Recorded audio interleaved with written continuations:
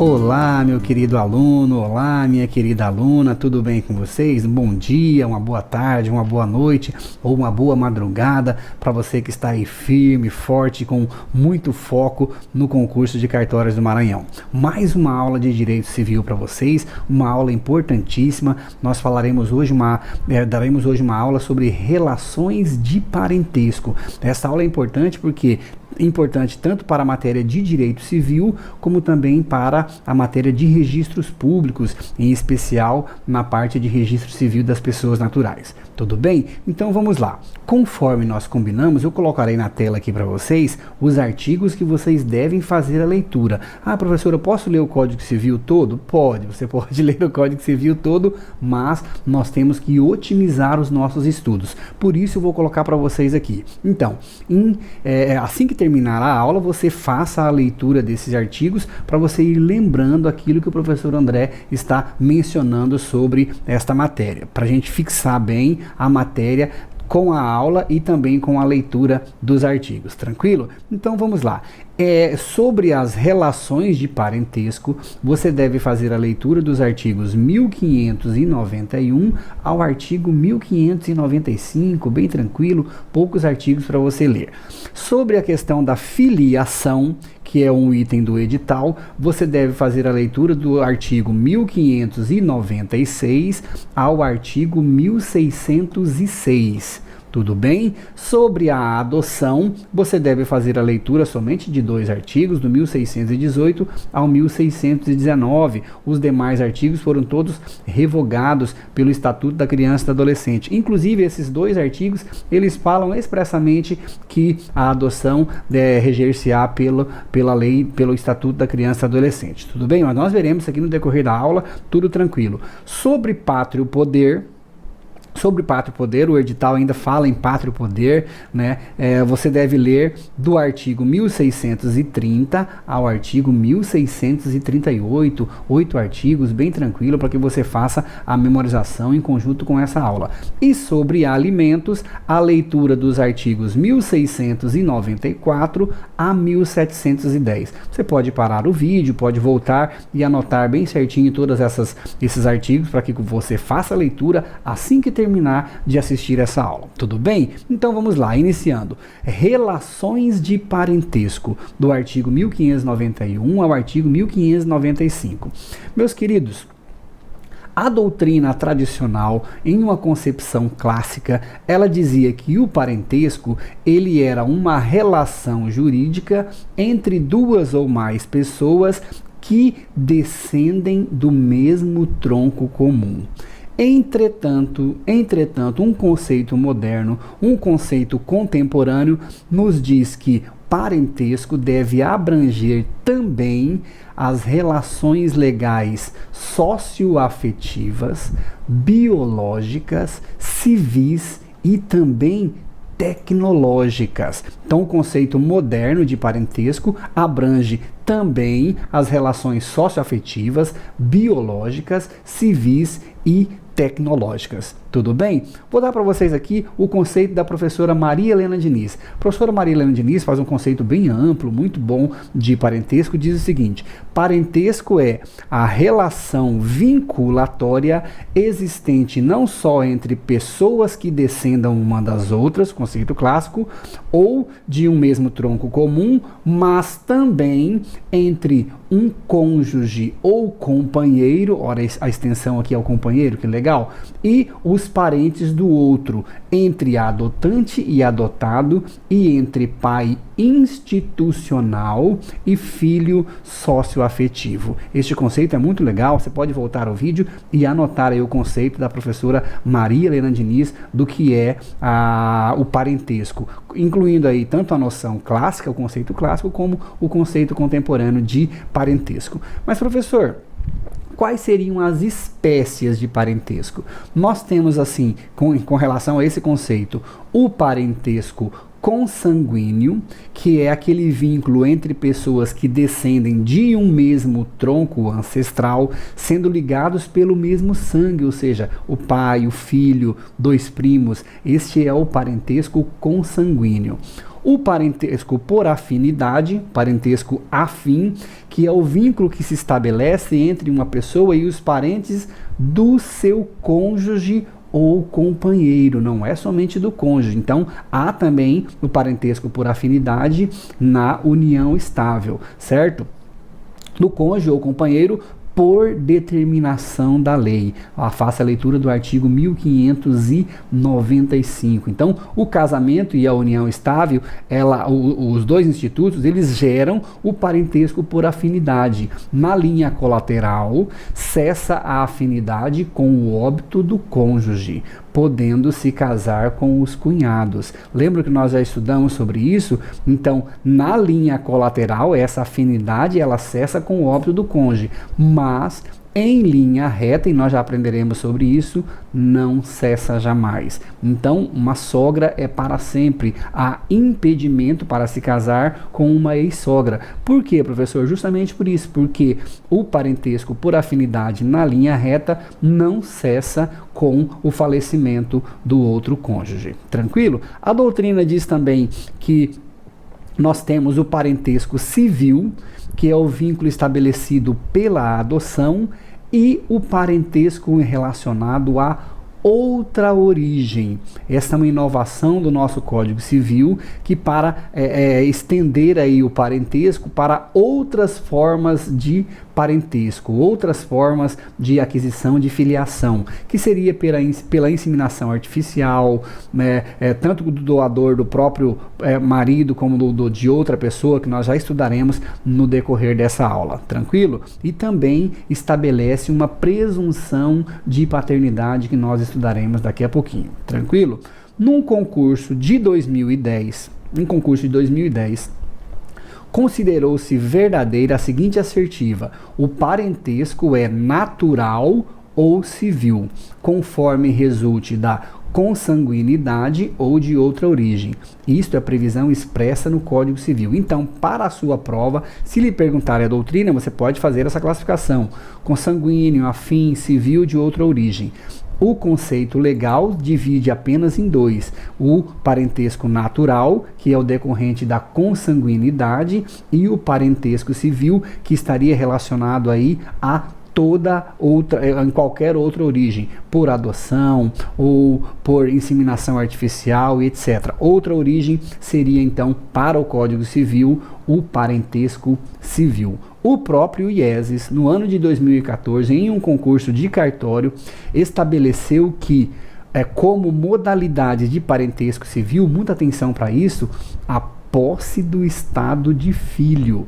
Então, para o IESES, em uma prova de 2014, há pouco tempo atrás, estabeleceu que é uma modalidade de parentesco civil a posse do estado de filho. Professor, o que é essa posse do estado de filho? Lembra quando nós estudamos a posse do estado de casado? Aqui é a mesma coisa. Então, a prova da filiação, ela é feita pela certidão de nascimento. Entretanto, admite-se outras provas, na insuficiência, na impossibilidade de se encontrar essa certidão de nascimento, na impossibilidade de conseguir a certidão de nascimento, o direito admite outras provas, e isso é a posse do estado de filho, que para o IESES é uma modalidade de parentesco civil. Tudo bem? Uma outra coisa importante para vocês é falar sobre os limites do parentesco por afinidade. Meus queridos, segundo o artigo lá, o 1595, o limite é o seguinte: na linha reta não há limites, entretanto, na linha colateral, o limite é o irmão do cônjuge ou companheiro, ou seja, o concunhado não é parente por afinidade. Concunhado é aquela pessoa que é casada com o cunhado, tranquilo? Apenas o cunhado, ou seja, o irmão do cônjuge ou do companheiro é o limite do parentesco por afinidade em relação ao Código Civil, que, se vocês estudarem outras matérias, por exemplo, no direito eleitoral, nós temos esse parentesco de forma diferente. Mas para a sua prova de direito civil, o limite, então, em linha reta, não há limite, e na linha colateral é o irmão do cônjuge ou do companheiro. Tranquilo? Professor, há possibilidade de estipular uma pluriparentalidade, ou seja, que uma pessoa tenha vários vínculos de filiação? Meus queridos, o Superior Tribunal de Justiça ainda não se manifestou sobre esse tema, mas alguns tribunais brasileiros vêm divergindo sobre esse tema. Por exemplo, o Tribunal do Rio Grande do Sul já julgou por diversas vezes pela impossibilidade dessa pluriparentalidade, ou seja, de que uma pessoa tenha 2 pais ou que tenha 2 mães, tranquilo? Mas alguns tribunais já vêm julgando e a doutrina entende por essa possibilidade. Então, alguns tribunais vêm acompanhando a doutrina e entendendo pela possibilidade de haver, por exemplo, um pai biológico e um pai socioafetivo, em especial para fins de pagamento de alimentos. Tudo bem, meus queridos? Vamos lá, seguindo. Professor, mas o que é então filiação? Nós vimos sobre parentesco. E o que é filiação? Filiação é o vínculo existente entre o pai e filhos. Pai e filhos, ou seja, uma relação de parentesco consanguíneo em linha reta de primeiro grau, entre uma pessoa e aqueles que lhe deram vida. Então, esta é a filiação. Ah, professor, mas a filiação entre o filho e o avô? Não. Filiação é apenas o vínculo existente entre pais e filhos. O mais importante sobre a filiação, que eu gostaria de chamar a atenção para vocês, é em relação à presunção de paternidade. Presunção de paternidade, que você vai fazer a leitura do artigo 1597. Nós temos lá que, por exemplo, os nascidos 180 dias, pelo menos depois de estabelecida a convivência conjugal, então a pessoa estabeleceu a convivência conjugal agora, e uma criança nasce depois de 180 dias, ou seja, o período de gestação, presume-se que esse filho é do casal, que esse filho é daquele pai que consta na certidão de casamento ou em uma certidão de união estável. Tranquilo? Os nascidos 300 dias subsequentes à dissolução, não é depois, 300 dias depois da dissolução, já vi cair isso em prova e os alunos errarem. Aqui nós temos 300 dias subsequentes à dissolução. Então nós tivemos a dissolução da sociedade conjugal, seja ela pelo divórcio, seja ela pela morte, e aí o filho deve nascer nestes 300 dias. Se nascer depois de 300 dias, não há se falar em presunção. Tudo bem? Os havidos por fecundação artificial homóloga, mesmo que falecido o marido. Professor, o que é fecundação homóloga? Fecundação homóloga é aquela fecundação em que se utiliza o material genético do próprio marido. Tranquilo? Os havidos a qualquer tempo, quando se tratar de embriões excedentários decorrentes de concepção artificial homóloga. Então, no momento dessa fecundação artificial, meus queridos, os métodos de fecundação utilizam diversos embriões, e aqueles embriões que não são utilizados são chamados de embriões excedentários. E esse inciso trata disso. Essa concepção artificial homóloga em relação a esses embriões também gera a presunção de paternidade. E por último, os havidos por inseminação heteróloga. Professor, o que é inseminação heteróloga? Aquela inseminação em que se utiliza material genético de outra pessoa, de pessoa diversa do marido. Por isso que o código diz que deve ter uma prévia autorização do marido para essa presunção em razão da inseminação artificial heteróloga. Tudo bem? A doutrina entende, meus queridos, que em especial o enunciado 105 lá das jornadas do Conselho da Justiça Federal diz que essas expressões fecundação, concepção artificial, inseminação artificial, que para a medicina há diversas diferenças, para o direito, então para a doutrina do direito, considera-se todos esses 3 institutos como técnicas de reprodução assistida. Então, técnica de reprodução assistida é gênero, do qual são espécies fecundação, concepção artificial e inseminação artificial. Entretanto, esse mesmo Conselho da Justiça Federal, que é entendimento doutrinário, diz que essas expressões não devem ser confundidas, e isso é o enunciado 257, não devem ser confundidas com óvulos doados ou com gestação de substituição. Professor, o que é gestação de substituição? Meus queridos, gestação de substituição é o que as pessoas falam de barriga de aluguel. Professor, por que não posso falar barriga de aluguel? Porque o direito da personalidade e a Constituição não permite a comercialização de órgãos humanos. Por isso que o aluguel é um contrato oneroso. Então não há se falar em barriga de aluguel ou doação de barriga. Na verdade, a doutrina diz que é gestação de substituição. Tranquilo, meus queridos? Tudo bem? Então vamos lá, seguindo. É importante mencionar para vocês que entende-se, o STJ já entendeu dessa forma que esta presunção de paternidade, que aqui é atribuída somente ao casamento, ela se estende também à união estável. Então, havendo a comprovação da união estável, todas essas presunções de paternidade que nós estudamos, ela se aplica também aos companheiros. Tranquilo? Professor, e a presunção de maternidade? Presunção de maternidade, então, presume-se que quem é a mãe? Aquela que consta na declaração de nascido vivo. Então, nós temos a presunção de maternidade, pessoa que consta na certidão, na declaração de nascido vivo. Presunção de paternidade, artigo 1597 do Código Civil. Tranquilo? Lembrando a vocês que o Supremo Tribunal Federal tem decidido já por diversas vezes sobre o tema da socioafetividade, certo? O STJ também, em diversos momentos, tem reconhecido o valor jurídico do afeto, certo? Então, se admite a filiação socioafetiva, inclusive em relação à união homoafetiva, tranquilo? Então, o STF e o STJ têm caminhado no sentido, a jurisprudência no sentido de reconhecer um valor jurídico ao afeto, tranquilo? Sobre esse tema, meus queridos, de filiação, eu gostaria de falar para vocês ainda sobre a ação de investigação de paternidade. A ação de investigação de paternidade, ela só pode ser proposta pelo filho e pode ser cumulada, por exemplo, com petição de herança, com ação de alimentos, com uma ação de anulação de registro civil, certo? Lembrando que nós já estudamos sobre isso, que esta declaração, este direito da personalidade, ele é imprescritível. Mas o que?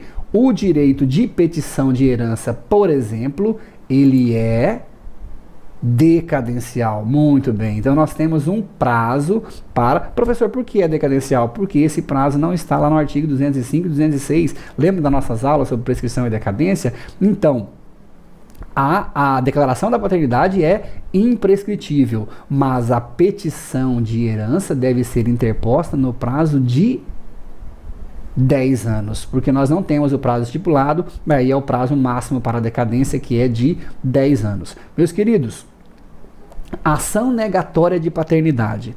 Ação negatória de paternidade é uma ação personalíssima que só pode ser proposta pelo marido. E esta ação também a doutrina entende que ela é imprescritível. Façam a leitura depois do artigo 1601 do Código Civil. Tranquilo?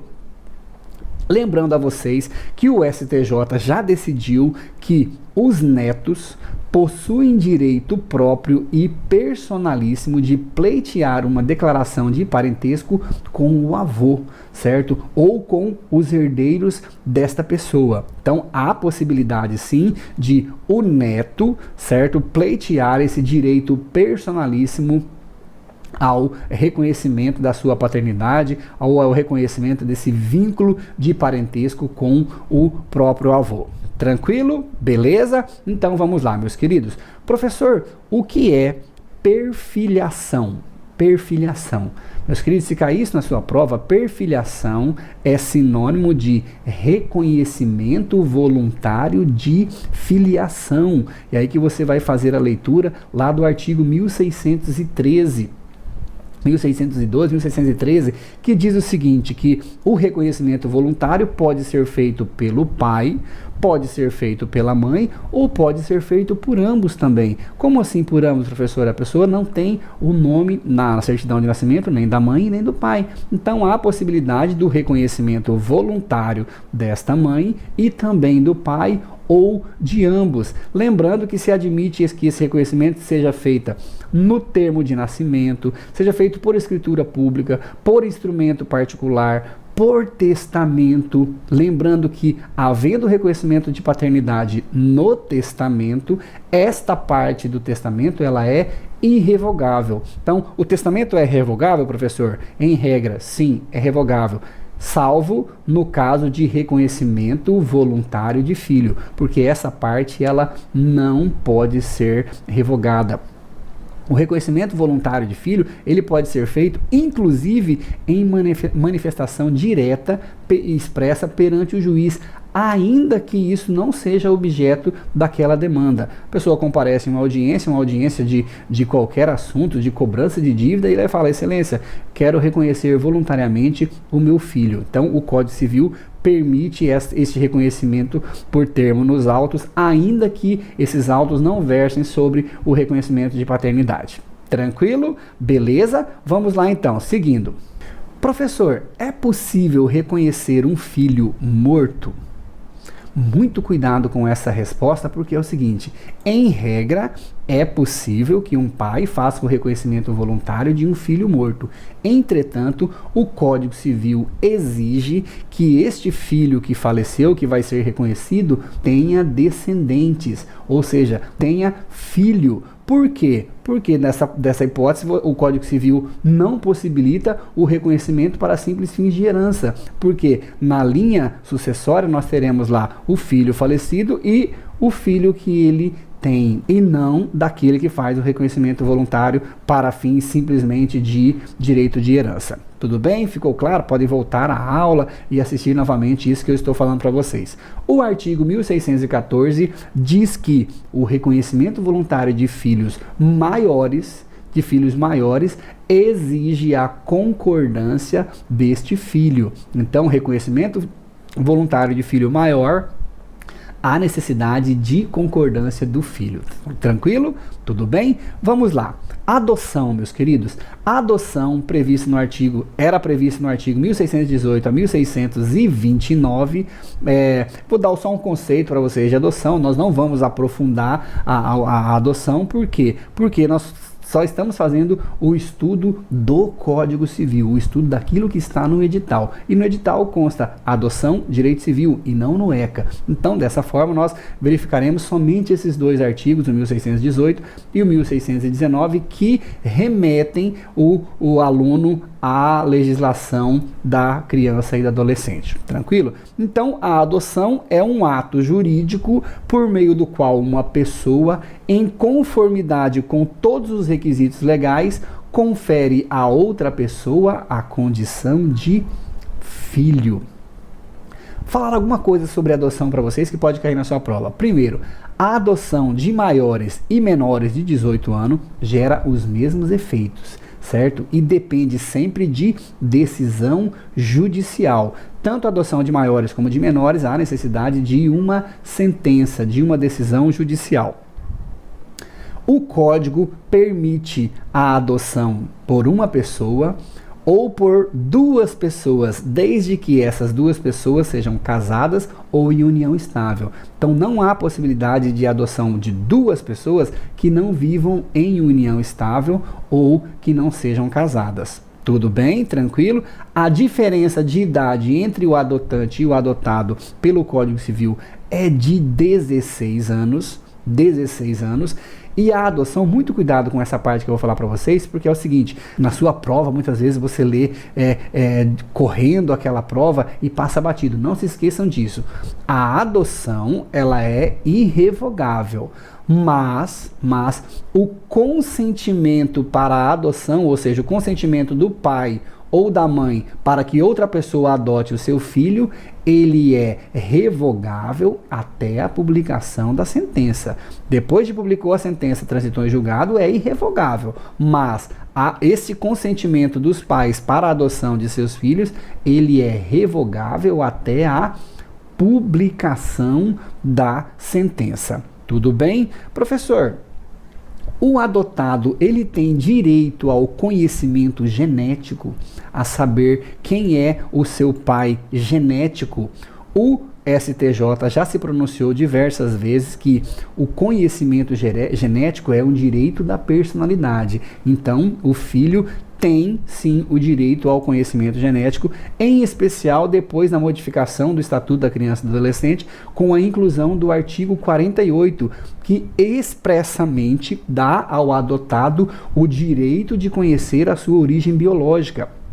O artigo 48 fala que após os 18 anos, após completar os 18 anos, mas o parágrafo único diz que isto pode ser feito, inclusive, antes de completar 18 anos, exigindo-se apenas uma orientação, uma assistência jurídica e psicológica desse menor, mas que ele tem o direito de conhecimento da sua origem biológica. Lembrando que esse conhecimento da origem biológica não gera direito a alimentos, é apenas para conhecer a sua origem genética. Tranquilo? O IESA já cobrou isso em prova, certo? O CESP também já cobrou isso em prova de concurso de cartório. É de grande incidência isso, que o adotado tem direito ao conhecimento genético da sua origem, ao conhecimento da sua origem genética, porque isso é um direito da personalidade. Tudo bem? Tranquilo? Seguindo a nossa aula, falaremos agora um pouco sobre o poder familiar. Professor, o que é o poder familiar? Poder familiar é o conjunto de deveres e direitos reconhecidos aos genitores em face de seus filhos menores de 18 anos e não emancipados, visando a administração patrimonial e existencial desses filhos. Tranquilo? Esse é o conceito de poder familiar, que você pode voltar à aula aqui e anotar. Mas o que sempre cai em prova em relação ao poder familiar é as hipóteses de extinção do poder familiar, suspensão do poder familiar e perda do poder familiar. Então vamos lá. Professor, quais são as hipóteses de extinção do poder familiar? A morte dos pais ou do filho extingue o poder familiar. A emancipação, a maioridade, a adoção e decisão judicial. Há possibilidade de extinção do poder familiar por decisão judicial. E as hipóteses de suspensão, professor? Ou seja, não há se falar em extinção. Artigo 1637. No caso de abuso de autoridade do pai ou da mãe, ou quando o pai ou a mãe forem condenados por sentença irrecorrível em virtude de crime cuja pena exceda a 2 anos de prisão. Nesse caso, nós teremos a suspensão do poder familiar. Meus queridos, muita atenção, porque a falta de carência de recursos financeiros não é motivo para a suspensão ou destituição da autoridade parental. Isso está previsto lá no artigo 23 do Estatuto da Criança e do Adolescente. Então, falta de carência de recursos financeiros não é motivo jurídico que permite a suspensão ou a perda do poder familiar. Por falar em perda do poder familiar, artigo 1638. Então, em que hipótese ocorrerá a perda do poder familiar, professor? Castigo imoderado do filho, deixar o filho em abandono, prática de atos contrários à moral e aos bons costumes, e quando a pessoa incidir reiteradamente, o pai ou a mãe incidir reiteradamente nas faltas previstas nos casos de suspensão familiar. Professor, é possível renúncia ao poder familiar? Muito cuidado com essa resposta, meus queridos, porque a sua resposta deve ser o seguinte: professor, em regra, não é possível renúncia ao poder familiar. Entretanto, o artigo 166 do Estatuto da Criança e do Adolescente, excepcionalmente, permite aos pais a adesão expressa ao pedido de colocação em família substituta. Então, neste caso, a doutrina entende que é uma espécie de renúncia ao próprio poder familiar em razão desta possibilidade de adesão expressa ao pedido de colocação em família substituta. Tranquilo? E seguindo a nossa aula, o último tema da nossa aula, falaremos agora sobre os alimentos. Meus queridos, alimentos são prestações determinadas para satisfazer as necessidades de uma pessoa. Lembra que eu não estou falando só de filho, de uma pessoa que não tenha condição de garantir a sua própria manutenção, de modo a propiciar-lhe uma vida digna. Então, alimento é um direito irrenunciável, é um direito impenhorável, é um direito incompensável, ou seja, que não pode ser compensado, e é um direito intransacionável, não pode ser objeto de transação. Há uma divergência doutrinária sobre a natureza jurídica dos alimentos, mas prevalece o entendimento de que alimento tem natureza de direito da personalidade. Professor, quais são os pressupostos para a fixação de alimentos? Primeiro, a existência de um vínculo de parentesco entre o alimentante e o alimentado. Esse é o primeiro requisito. Segundo, necessidade do alimentando. Terceiro, possibilidade econômica do alimentante. E por último, proporcionalidade entre a necessidade de um e os recursos financeiros do outro. Tranquilo? Professor, essa obrigação, ela abrange somente os filhos? Não, essa obrigação ela é recíproca, ou seja, ela abrange os ascendentes, os descendentes e os colaterais até o segundo grau. Então, para fins de alimentos, não há se falar em parentesco até o quarto grau, como nós estudamos aqui no início da aula. Para fins de alimentos, são somente os colaterais até o segundo grau. Tudo bem? Então, vamos lá. Professor, esta obrigação, ela é solidária? Meus queridos, muito cuidado com essa resposta, porque a obrigação alimentícia, em regra, ela é divisível, ou seja, cada parente deve arcar com a sua parte de alimentos nos limites de sua possibilidade. Então, não há se falar, para a maioria da doutrina, em solidariedade alimentícia, mas o Estatuto do Idoso traz uma hipótese expressa de solidariedade de crédito alimentar. Então, o Estatuto do Idoso, a Lei 10.741 de 2003, permite expressamente que o idoso cobre de forma solidária de um ou de diversos parentes o crédito alimentar. Então, em regra, não há solidariedade porque a obrigação ela é divisível. Exceção, Estatuto do Idoso, que permite ao idoso cobrar de forma solidária todos os seus parentes. Tranquilo, meus queridos? Professor, é possível renunciar aos alimentos? Meus queridos, na sua prova, você deve ficar com o teor do Código Civil, que diz que os alimentos são irrenunciáveis. Mas se te perguntarem o entendimento do STJ, você diz que o STJ entende que a irrenunciabilidade dos alimentos, prevista aqui no artigo 1707, se limita apenas aos alimentos relacionados aos incapazes. Ou seja, para o STJ, há possibilidade de que, por exemplo, o cônjuge renuncie aos alimentos. Esse é o entendimento do STJ. Para a sua prova, fique com o Código Civil, que diz que os alimentos são irrenunciáveis. Tranquilo? O STJ entende também que o crédito alimentar pretérito, ele é passível de renúncia, ainda que se trate de filho menor. Tudo bem? Então, crédito alimentar pretérito, há possibilidade de renúncia. Não se poderia renunciar o crédito futuro ou o crédito atual, mas o crédito alimentar pretérito passado seria passível para o STJ de renúncia. Tranquilo, meus queridos?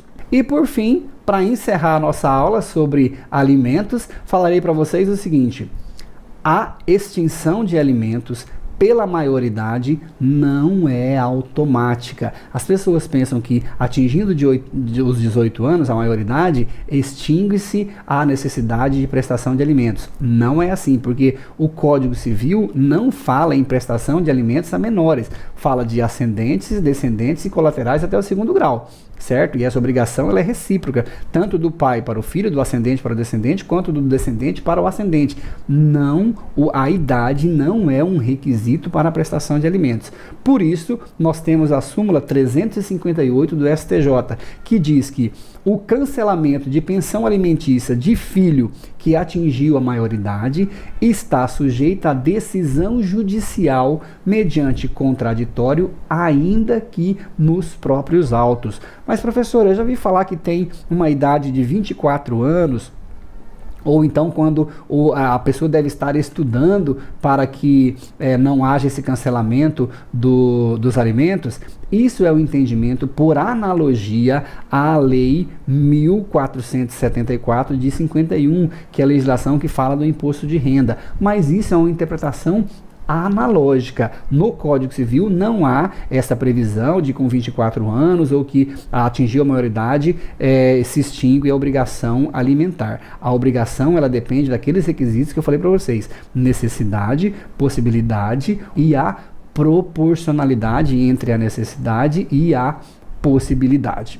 Tranquilo? Tudo bem, meus queridos? E o último tema da aula, que sempre cobram em prova, vou trazer um recurso mnemônico para vocês para diferenciar alimentos provisionais de alimentos provisórios. Professor, eu sempre faço essa confusão. Então vamos lá, para você nunca mais esquecer e acertar na sua prova agora. Alimentos provisionais, lembra do nais, são aqueles que não precisam de prova pré-constituída da filiação. Então, o alimento provisional é aquele que não precisa de prova pré-constituída da filiação.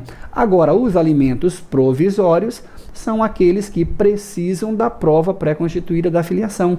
Então, se a pessoa tem uma certidão de nascimento, ele pede os alimentos provisórios, porque ele tem uma prova pré-constituída da filiação. Mas se não há ainda essa prova pré-constituída, por exemplo, se ele vai ingressar com ação de investigação de paternidade e nesta ação ele vai pedir alimentos, ele pede os alimentos provisionais, porque não há prova pré-constituída da filiação. Tudo bem, meus queridos? Voltamos daqui a pouquinho com mais uma aula. Falaremos sobre tutela e curatela na nossa próxima aula. Até daqui a pouquinho, então.